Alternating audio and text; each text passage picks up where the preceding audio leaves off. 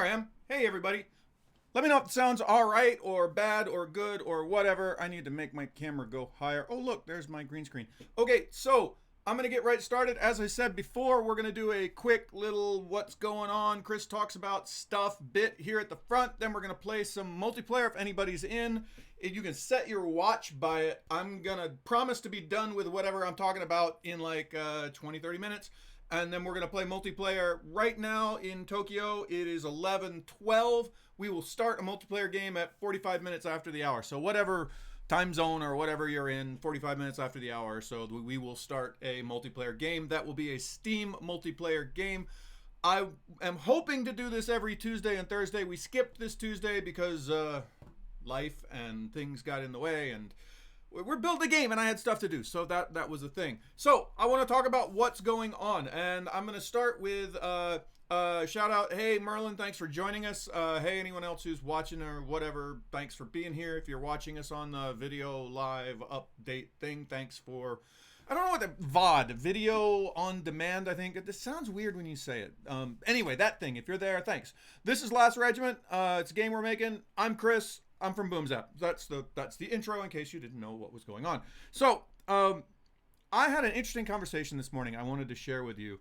A little bit of back history about me as a game developer. I've actually been developing for a while now, actually 20 some odd years. And before I started this company, which was, believe it or not, 13 years ago, I worked in other kinds of games, and in fact, mostly I did console games and AAA games and big stuff like that. The most famous game that I worked on that most people are aware of is a game called Far Cry, and I was the lead producer for the original Far Cry back in, like, God, it was 2002, I want to say. It was a long time ago. It was a really ancient history kind of thing. So anyway, I did that back in the day, and interestingly enough, I used to work with a guy back then named Tony. And Tony was one of the designers on that title. And about 7 months ago, actually, we hired Tony. I'm going to move my light closer to me to make my light on my face better. We actually hired Tony to come in here and work at Boomzap. And he's not working on this project at all. He's working on a totally separate project. He has nothing to do with Last Regiment other than he plays it and has some opinions every now and then. But he made an interesting point this morning about, it is interesting that Boomzap is still alive after 13 years. And I know that doesn't sound like a big thing to a lot of people. You're like, well, Toyota's been around since forever. What about it? You know, there's lots of companies that make the 13 years. Boomzap is a 13-year-old game company. And the truth about game companies is, by now, in the life cycle of a game company, one of two things should have happened. One, we should have had, like, the hit. The Far Cry level hit, or the Crossy Road, or whatever it might have you, the thing that makes us millions and millions of dollars, right? That should have happened by now, or much more likely, we should have run out of money and gone out of business by now. I'm going to close this and see if that makes the light better. It does. That makes the light way better. So one of those two things probably should have happened by now. Neither one of those two things have happened. Actually, there's a third thing that might have happened, which is we would have gone out and found a bunch of investors and gotten a bunch of investment in the studio.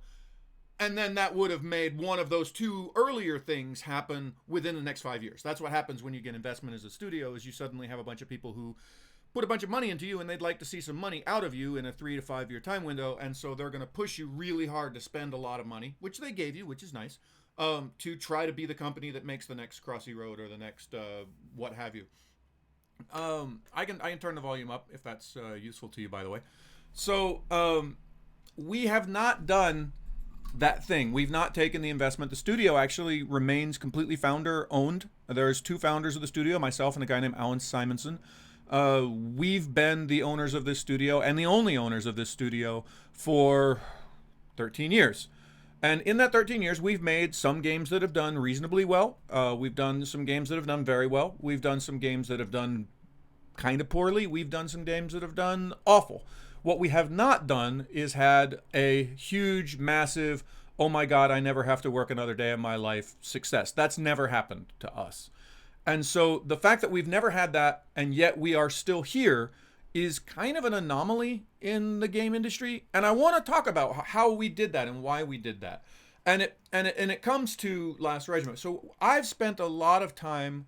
Um, is Pige the third owner? Yeah, no, Pige is not the third owner. Um, so anyway, the way that we have gotten to this place is by being surprisingly conservative. We are a totally virtual studio. We don't have an office anywhere. We don't buy computers or chairs. We don't spend money on company outings and things like that. We don't spend money on pretty much anything but salaries. We've had this set up with staff spread all across the world. We have people in, oh goodness, we have people in the Philippines and Malaysia and Indonesia and Thailand and Singapore. I'm up in Japan. We have some people in Russia. I know I'm forgetting somewhere. I don't know where, but we've got people sort of spread across. And you might notice, by the way, those are not particularly expensive places.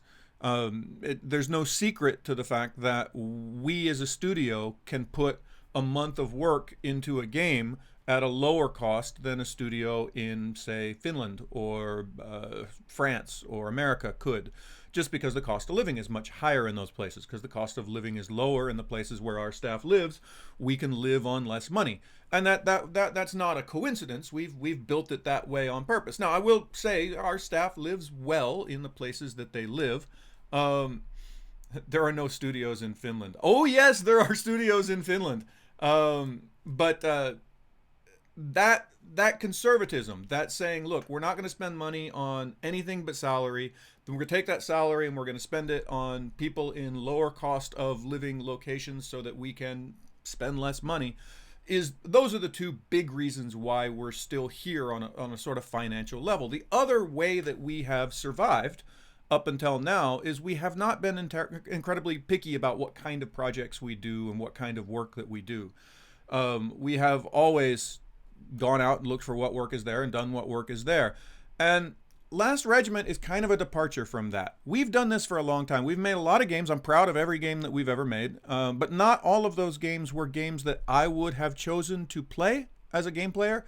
I'm not a huge fan of time management games, for instance. I'm against time management games, but me personally, in my spare time, I don't play time management games. This studio has made quite a few successful time management games. We're good at making time management games. We have good teams that make good time management games. But at some level, I wanted to make a game that I would play. And there have been a lot of questions after we made Callasia, because Callasia was honestly not a huge financial success. We didn't lose a lot of money on Callasia, but we did a little less than break even, actually. When I look at that and say, well, why would you want to go do that again, Chris? Why don't you go out and make something like Game X or Game Y that made a bunch of money? We've spent 13 years going out and making Game X and Game Y that, you know, our competitors make a lot of money, and we know there's a great financial case for doing it. I wanted to make a game that I wanted to play. I've run a game studio for 13 years. I've been in the game industry for 20, I don't know, it's a long goddamn time. I've made a lot of games. I've made well over 50 games. And almost none of those games are games that I would have chosen to play in my spare time. I go back to Far Cry, probably the most famous game I ever made. I hate first-person shooters. Before I made Far Cry, I hated first-person shooters. I don't enjoy them. I get virtually sick when I play them. I find them tedious and monotonous. I'm not into first-person shooters, and I've made one of the top first-person shooter franchises in the world. You don't have to be the guy that plays that kind of game to make a good version of that game. You can go make something else. But at some point in your game development career, as a artist, I guess, you say to yourself, I'd like to make the game that I'd like to play. And my first attempt at that was Callasia. Now, it was a flawed attempt. It was not perfect. It was not bad. It was not perfect. There was a lot that I saw in it that I thought, I can improve on that. I can do something better. There are things in that we can do better. Last Regiment is that game. Is Last Regiment our last chance to do this? I don't know. My hope is that this game finds an audience. My hope is that this game is something that we can build on and continue putting updates to and blah, blah, blah, blah, blah. My hope is that we can get there. Our struggle right now is obviously finding that audience. Now, I believe that the audience for Last Regiment is there. I want to make this game, and it's kind of a bit of a vanity project in that sense. But I would not have started this game if I didn't believe it could be financially successful. I don't have the money to make vanity games this expensive if I don't believe that they can make their money back. I do believe this game will make money. The challenge is finding that audience, because that audience is not necessarily where it's easy to find them. If I were to make a good example, what was it, Cluster Truckers or whatever, that you remember that game? It was a very Steam-friendly game. Sorry, not Steam-friendly game, a very Twitch-friendly game. That it was something that, you know, you obviously look at that and you're like, yeah, that's going to stream well. The millennials are going to have a great time freaking out about that and losing their crap and going, ah! I'll be honest, Last Regiment's not that game. Some 25-year-old attractive young man is not going to lose his crap to it in Twitch and have that go viral. That's not how this game's going to get sold. And I would be fooling myself if I was trying to, you know, craft in some way to make that happen. This game is a game for people kind of my age. This is a game for people that love strategy games. This is a game for people that probably don't watch a lot of Twitch. It's a game for a lot of people that probably don't spend a lot of time in social media talking about games and stuff like that. This is a game for people that sit home and quietly play games. How do you find that guy? I have not figured out the answer to that riddle. I'm still looking at how we figure out the answer to that riddle, because it's a critical part of the success of this game. But I believe that person exists. I know he's out there. I know he's playing Civilization. I know he's playing Monsters, Inc. And to your point, Merlin, I think there are a bunch of younger people who play games like this. You know, I don't know if you've seen, there's a viral sensation out there right now, one of these things that's showing up on 9gag and stuff like that. And it's some, I don't know who he is. I'm sure I'm going to say this and everyone's going to be like, oh my God, I don't know that you know who that guy is. He's so famous. But there's some guy that listens to music and reacts to it. And he had his like first listen to Rage Against the Machine, and he loses his crap about how amazing Rage Against the Machine is. I'm sure you've seen this video. It's all over 9gag and whatnot now. That guy doesn't give a crap about us. We can't do that. That if I have some dream that guy's going to do that thing with our game, that's not going to happen. What hopefully is going to happen is people, including the younger people that you're talking about, Merlin, and also older people, who are not probably on 9gag, who are probably not spending 5 hours, 6 hours a week or more watching live streams. That guy plays this game, and he's got games, and he goes to Steam and he looks at the most popular new strategy games and says, oh, that's fun. So a big part of how we are trying to get to that person, and this is why I get to that point. I know I'm kind of beating around the bush. I got a lot of things in my mind today. I'm sorry. I want to talk about what we're doing. And one of the big things that we're doing right now is we're putting together a video. And I've actually scheduled this whole month for a part of our team to do nothing but make the video for this game. As Boomzap, we always feck this up. We always make a mistake here where we say, oh, no, it's all about the game. We'll build a game. And then like 2 weeks before we need a video, we're like, capture some gameplay and put some titles on it and call it a video. The thing is, the places that people go to look at these videos are not going to be impressed with that video. They want to see some cinematics. They want to see some pretty art. They want to see some pretty characters. They want to get excited about the story and all that other stuff. To build a video like that takes time. You got to put together a storyboard for it, and you got to put together original art for it, and you have to, maybe do voiceovers. There's a whole thing that has to happen to make that happen. And we have to plan time for it. Now, what happens to that video when we're done? Theoretically, and this is the plan, we send that out to the places that we think the people who play games like Last Regiment are.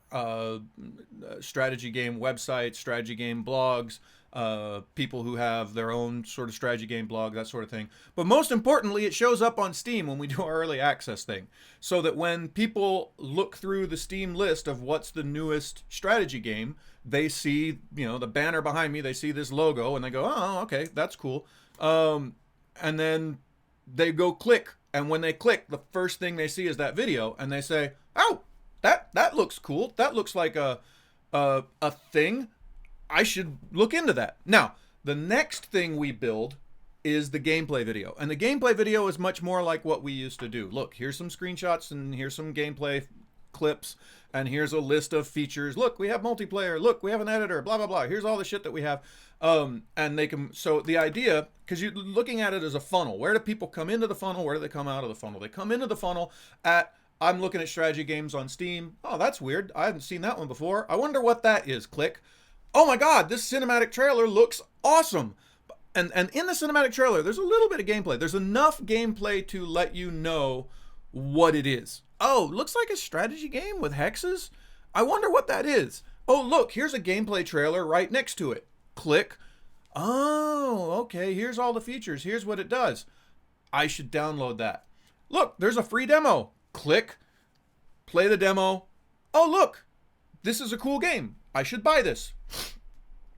That's the flow. That's the thing. And we have, as a studio, traditionally screwed up at this. And I think that was part of the reason for the less than stellar results that we had on Legends of Callasia. And I think this is where we at Last Regiment can really, really improve. The other thing, and I think, we've been talking about this, one of the nice things about Last Regiment is the way that we have constructed it in terms of having a hex-based environment, in terms of there being different units that are almost like a trading card game, etc. It is, by sort of its design, an expandable game. It's a game that easily takes to downloadable content, updates, new stuff. It easily takes to being supported. And I think this is going to be a big part. I was looking at some of the other games that sort of sit in the same space. And there's one game that I think does this very well and has done this very well. And I always mispronounce it. It's Feria. I don't know. I played it a couple times. It's a cute game. It's nice. It shares some traits with Last Regiment. It's got, things that you place down. It's got units. It's got hexes. I think it's a similar space to where we are. Feria? Am I saying that right? Feria? I don't actually know. Feria. I'm going to say Feria. That's how I'm going to say it. If I'm wrong, I'm wrong. Sorry, Feria guys. Now, what I think Feria has done extremely well, I think one of the things that they have really succeeded at, and I think the designers, and I want to just shout out, I'm sorry I'm mispronouncing your game. If the Feria guys ever watch this, I'm sorry I mispronounced your name.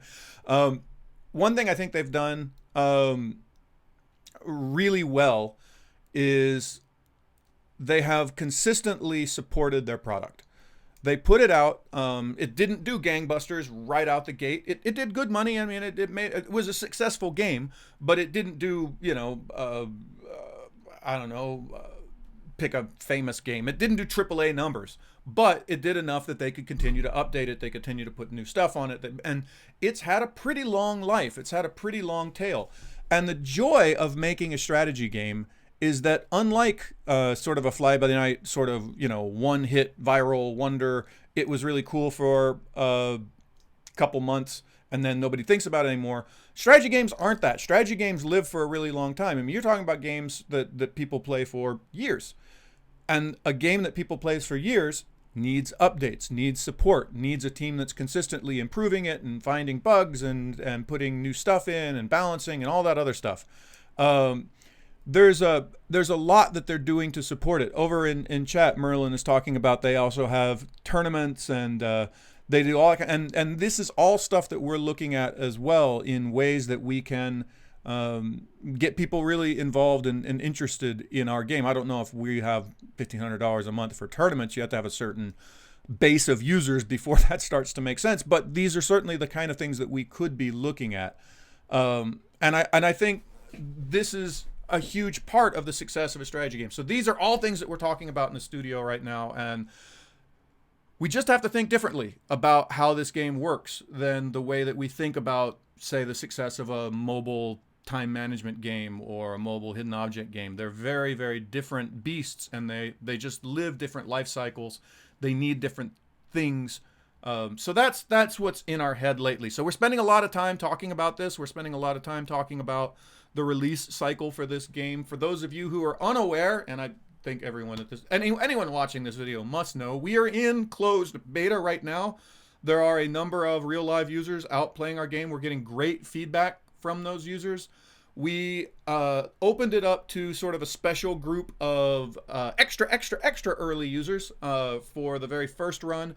We will be putting out a new Steam build next week. That will put us back on our 2-week regimen of Steam builds. When we put out our new Steam build, that will have our updated tutorial, have a bunch of changes in it, a bunch of new AI stuff, a bunch of fixes. Yeah, that's right. Nelson says it's June 13th, I think, is the official date that we're targeting for it. So, and when that happens, I'm actually just going to open the floodgates. Anybody who has signed up for the beta gets a copy of the game on June 13th. I don't care how late you signed up for the beta. I don't care how qualified you are. On June 13th, if you sign up for our beta, I will get you a copy of this game. If you have friends that are interested in doing it, get them in June 13th. So that's a thing that we are doing. What else are we working on? We're working on AI. Our programmer is spending a lot of time teaching the AI to do things. For instance, right now the AI doesn't know how to defend. The AI doesn't know how to build. The AI doesn't know how to update things. All of that is being taught to the AI as we speak. There's also a bunch of stuff that's being added for, and it's, sometimes the work that you do isn't very exciting. For instance, I'll give you a good example.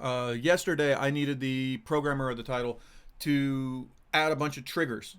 Triggers are things that the game recognizes that an event is happening. So, for instance, one of the triggers we needed was, is my hero hurt?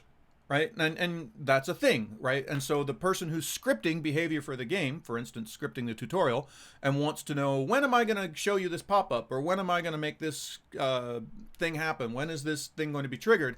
I need to have a trigger. I don't know what, there's another word for this. Qualification? Not qualification. A thing that says, okay, can I check this? And when it checks that thing, it says, oh yeah, right now the hero is hurt. So that is true. Okay, if that's true, then I can make a list of, when these things are all true, make this thing happen. Sort of a logical, but the thing is, the idea of, is my hero hurt? That's not something that inherently the game knows. Prerequisite. Thank you. That's the word I needed. I needed the word prerequisite.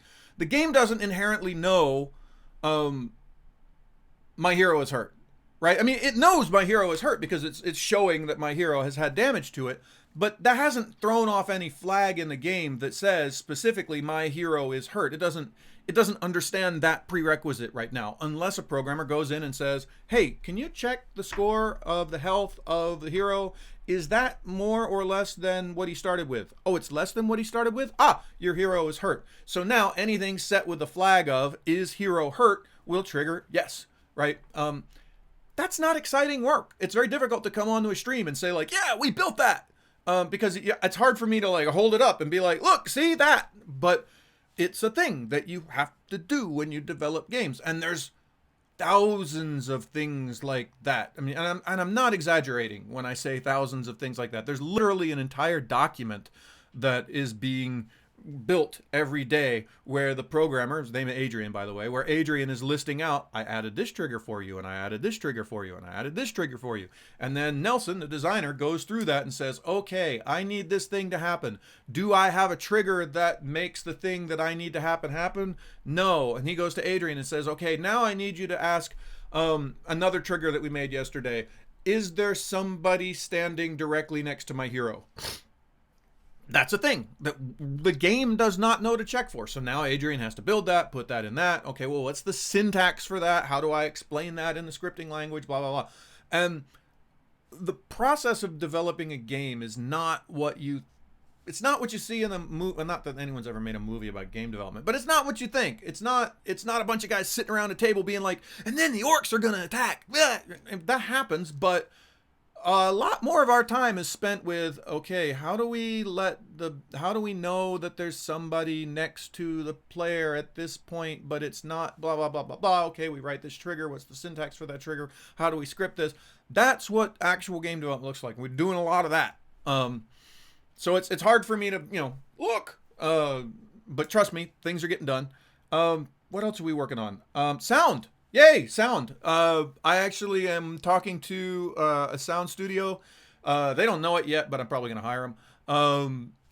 Very nice folks. I know them personally, extremely nice human beings, and they do amazing sound. We're right now in the process of figuring out how much sound we need, how much that's going to cost, blah, blah, blah. There's a whole negotiation that happens with that. But hopefully we're going to be getting some sound in reasonably soon, and that's going to make some big differences. But even with that, there's a whole thing that has to happen before that is someone's got to go and put all the sound triggers in and say, well, when did these sounds happen? And all that. That's a thing that needs to happen. And then finally, what is also happening is I am writing lore. Oh, shit. There is so much writing to be done in this game. I started on Monday with my new sort of quiet task that I'm doing in the background, which is there needs to be a lore entry in the lore Bible for every single unit. We currently have, by the way, 113 units in this game. And I got to write like a paragraph of text explaining how each one of these units comes into being and where they exist in the world. Now, I could not do that. That's certainly a thing I could just say, oh, screw it, that's not worth my time.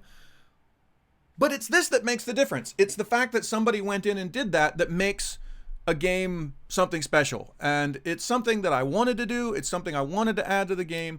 But it had not really dawned on me until now how much writing there is to do, and I'm working my way through it. I got 15 different things that I'm working on, but at any given time over on that monitor right there's always a document open, and I'll be like, all right, okay, what's the story of the crayfish? Where did they come from? Well, the crayfish come from a blah blah blah. And because I'm trying so hard to take this seriously this time, and I know that sounds ridiculous, because it would be so easy for me to just be like, fuck it, and who cares, right? Just make jokey shit. I could certainly do that, and it would probably be fine. It might even be better. Maybe some people don't want it serious and they just want puns and things. I mean, hell, look at the text on the Hearthstone cards. I mean, it's terrible. I could do that, but I'm trying very hard with this game to play it straight. I'm trying very hard with this game to take it seriously, to let the game take itself seriously. I have an entire lore Bible that I have built.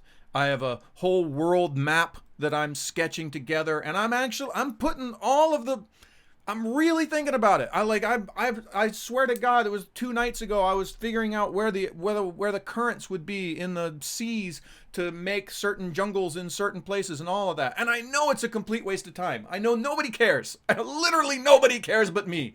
But what if the game does well? What if this game actually does well and somebody says to me, hey, I'd like to write a series of young adult novels based in your world? Or somebody says to me, hey, I'd like to make a trading card game based on your game? Or what if it does, well enough that somebody says, hey, I'd like to make a RPG out of your game? Having that lore there, having that lore make sense, knowing that I spent the time going through it and knowing that it all makes sense means that I can expand this world out in a way that's not goofy and silly later. And it's to me, it's actually just good practice as a person who, I don't, I know nobody's going to make a trading card game out of us, but the point I'm getting to is most designers are frustrated writers. That's a true fact. Most good designers are anyway, because writing is a part of what we do. We can't get away from it.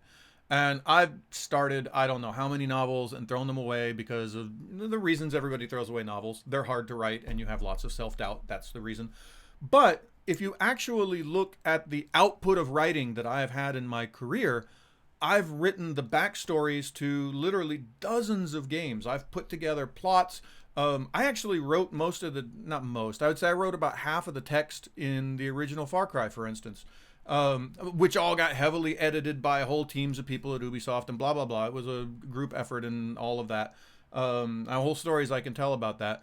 But there are things that I sat at a desk and thought of in 2002 that ended up on screen in a U-Bowl movie that ended up being carried forward into Far Cry 2 and Far Cry 3. But not that much happened.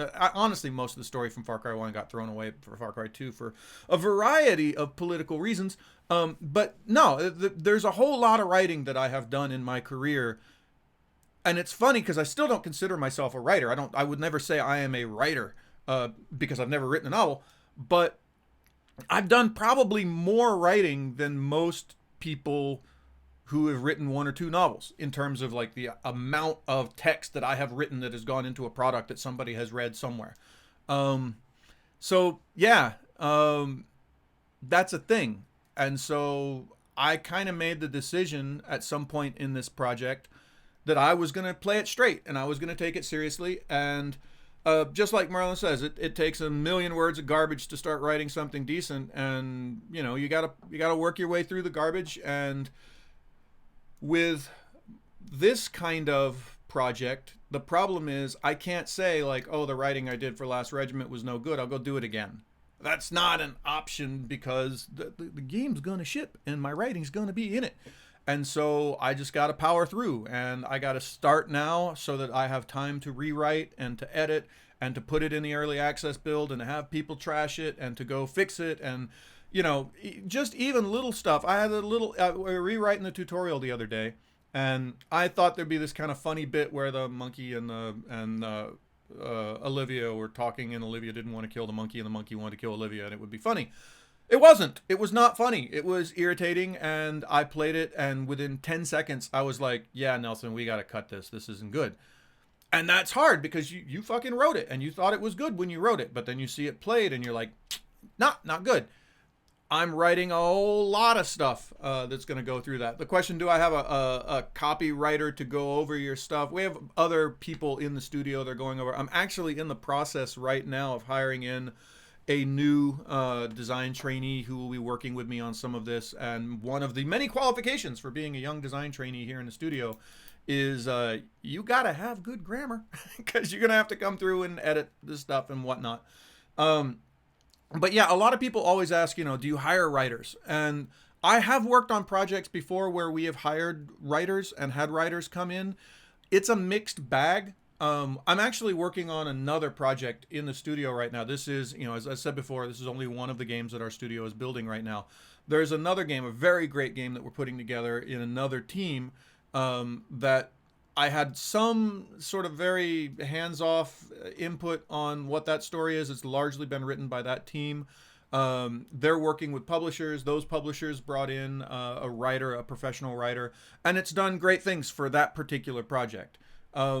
On a project like this, I don't know. The problem is, in this particular game, so much of the writing is so deeply tied into the missions and all the things that we're doing that it's difficult to get somebody external to the studio to come in and understand what's required for this kind of writing. That's always a challenge.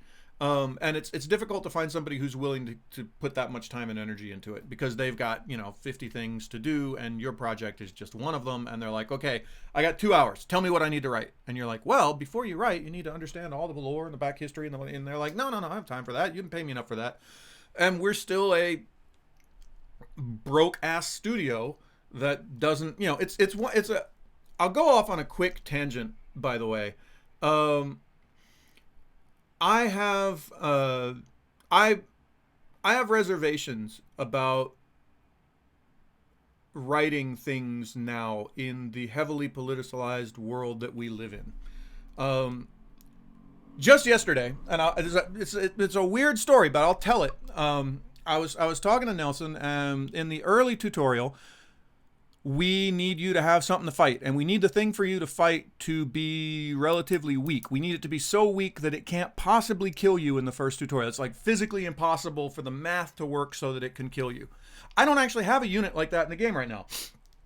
And the units are not balanced in such a way that there's something that's just that weak and useless. And so we're gonna make a special unit just for this one tutorial that only shows up in this one case. And I said, look, I don't have a lot of time and money to make a whole new unit, so why don't we take the monk, because we've got these tusked apes, and I've had, and the tusked apes have a history. I used to have in one of my game campaigns, actually back when I used to run a D&D campaign set in the world of Callasia, I used to have a race called the Gargoon, and the Gargoon were tusked apes.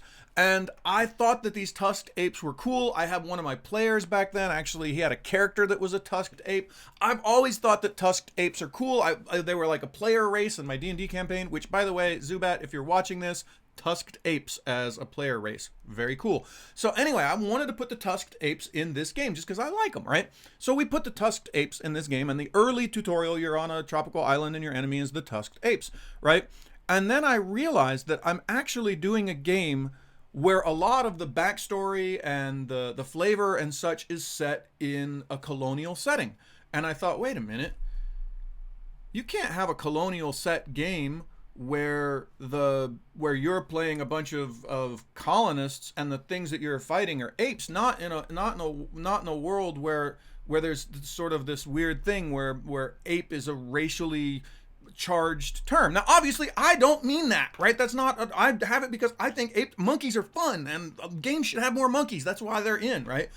But so when we were talking about the smaller ape, I said, yeah, we need to make sure that the player knows that this is a smaller ape, so later on when he runs into the bigger apes, he's not confused as to why the bigger apes have more hit points, right? And I was like, why don't we call them, I don't know, miniature apes or pygmy apes? And then I pulled myself up and I was like, wait a minute, pygmy apes? All right, we're already on sort of thin ice with somebody's going to call us out about having a colonial game where we're colonizing a land that has natives that are apes. We're already in sort of a dangerous space there. But if I call them pygmies, all right, even me, I'm even a little bit like, that's not, we can't call them pygmy apes. That's no pygmy apes. And so like Nelson, I was like, make sure to not call them pygmy apes. And Nelson, there's some other kind of ape. And even now I'm beginning to question like, shit, do I need to go in and change the art and make them not apes? And this whole thing is, it's always going to be like this. There's always going to be somebody who gets their, pants in a twist and you get real. And so one of the lead characters in our game is Olivia, right? And I like Olivia. She's a cool character. I built Olivia because my brother has a daughter and his daughter is named Olivia. And Olivia is an African-American girl and she was born with an arm that was kind of messed up. And I thought it would be interesting because this was back in the days of Callasia. I made a character called Olivia who was a strong, interesting black character with one missing hand. And I thought that would be kind of a nice thing for my brother and in the family. That was really nice and it was fun. And so when we made Last Regiment, because I like that character and I thought it was a really cool character, I said, you know what, let's put Olivia in Last Regiment. Let's make her a key character in Last Regiment. Fine, let's do it. I have had somebody ask me, do you feel comfortable making a game with a lead black character when you don't have any black people in your studio? Keep in mind, I run an Asian studio. There aren't a lot of black people in Asia, right? There's some, and I'm sure someone out there somewhere is going to be like, no, Chris, I know a black person in Japan. I'm sure there's black people in Asia, but our studio, not because I'm a racist, but just because when you run a studio full of Filipinos and Indonesians, you don't tend to have a whole lot of black people. We happen to not have any black designers. So I, as a white person, am going to write text and write a whole story about a lead female black character. And I had somebody, in all seriousness, I mean, they're serious as a heartbeat, ask me, well, are you going to go hire a black woman to write all of her text? And I was like, how much money do you think I have? I have black people and white people and goblins and whatever in the game. It is not financially viable for me to do that thing. But people in the world that we live in will call you out for stuff like that. And so it's made me extremely self-conscious, like crazy self-conscious about what am I writing and how am I writing it and what I can and can't say and what kind of characters I can have. And like Merlin says, do I go find a goblin on staff to write Hollythorn's text? I don't know, right? there's a lot of white guilt going on here. And I'm sure, like, you know, nobody ever watches these things, so I can talk about this. And God help me if this gets on 9gag and the legions of whatever come and destroy me for what I'm talking about. But it's a different world now than it was. And in many ways, it's a better world. I mean, I will admit, in the early days of the video game industry, a lot of really racist shit and a lot of really sexist shit got made. Still, right now, today, a lot of racist and sexist shit gets made and a lot of racist and sexist shit gets done. That's all still happening right now today. And you would be an idiot to say that that wasn't true. But there's also a lot of doubt and second guessing. And when you put that doubt and that second guessing yourself on top of the natural doubt and self-guessing that anyone who's trying to make a creative product has, especially somebody who's not trying to clone something. Say what you will about Last Regiment. This game is not a clone. There's nothing like Last Regiment out there right now. There's some games that have some similarities. There's certainly games that we've looked at and said, that's a cool feature. We should do something like that. That's all true. But if you were to go out and look for a game that looks like Last Regiment, that plays like Last Regiment, it doesn't exist. This is a very original game. And when you make original stuff, there's always this huge lump of doubt in your chest about, are these good decisions? Are we making the right decisions? Is this all okay? When you have all of that doubt, and then you as a designer are also writing a lot of lore and a lot of text, and I am very not confident in myself as a writer. And this is after 20 years of being a designer and writing I don't know how much text and stuff. I still have just huge amounts of self-doubt about what I can and can't do and what I can and can't write and how good it is and how bad it is. And I promise you, whatever the hell I write, doesn't matter what I write, I could be the best writer in the world. Someone out there will tell me I could have done it better, or they could have done it better, or it was better in some other game. And you have to deal with that self-doubt, and you have to deal with that bit of self-loathing. Putting all of that aside, now you lump on top of it are you going to say something wrong? And I don't know anymore what's wrong, and I worry a lot about what's wrong. And what you can and can't say seems to be sort of a lottery based on whether or not the right or the wrong person found it and was in the right or wrong mood when they found it, or compared it to what, and how you responded to. When you put all of that together, it is paralyzing. You sit and you stare at the screen and you're like, I don't know what I can write or what I can't write. I don't know if it's right or wrong. I don't know if it's good or bad. I don't know how people are going to respond to it. I don't know if I should be funny. I don't know if I should be serious. And especially when you're writing a fantasy world and you're trying to take yourself seriously in a fantasy world, one of the hardest things is because there's we have elves and we have orcs and we have goblins in our game. I am not the first person to ever write anything with an elf, an orc, and a goblin in it. I can assure you of that. Right now, today, there are 10,000 people, easily 10,000 people, in the middle of their novel that has elves and orcs and goblins in it. Easily 10,000 people out there right now, today, in the middle of their elf, orc, goblin novel. There are easily 100,000 books. There's easily 1 million books out there that have been written and never published, or written and published that nobody's ever read, or that have been written and published and become famous that have elves and orcs and goblins in them. And the idea that I'm gonna write anything original, yeah, that's hard. That's a real struggle. And Pige was even giving me crap about it on Discord earlier this week. And I try to not let what Pige says get to me because, it's kind of a troll that I keep around just to keep me humble. But even given that, I was like, do I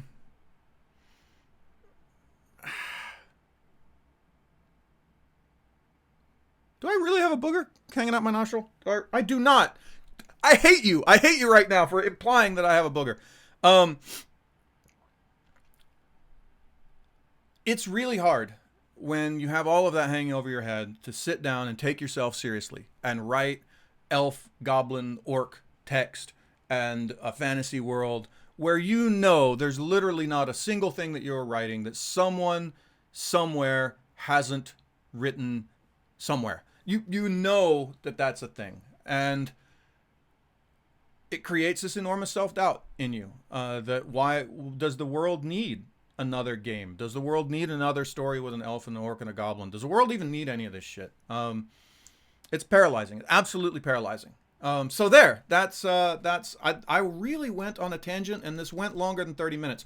That's all I had to say today. I have done my job, which is to sit here and talk at that camera until a bunch of people showed up and wanted to play a video game, which we are going to do. Now you've made me totally self-conscious about my nose. For those of you who aren't reading chat, a minute ago, Mike be seeing you was like, dude, you have a booger hanging out of your nose, which is, there is no fear I have greater in. Here's the thing. Everybody picks their nose, dude. Anyone who tells you they don't pick their nose, they lie. Everybody, because sometimes there's some stuff up there and you're like, that's got to come out, right? And so I spend a lot of time on this camera, and sometimes I'm just like playing a video game or something. I kind of lose track of the fact that the camera's there, and I think like, oh, did I pick my nose? Did I get my, no, don't do, and to tell me that I got a big booger hanging out of my nose, now I'm going to spend anyway, we're going to play a video game. I'm going to turn the stream off so that this becomes its own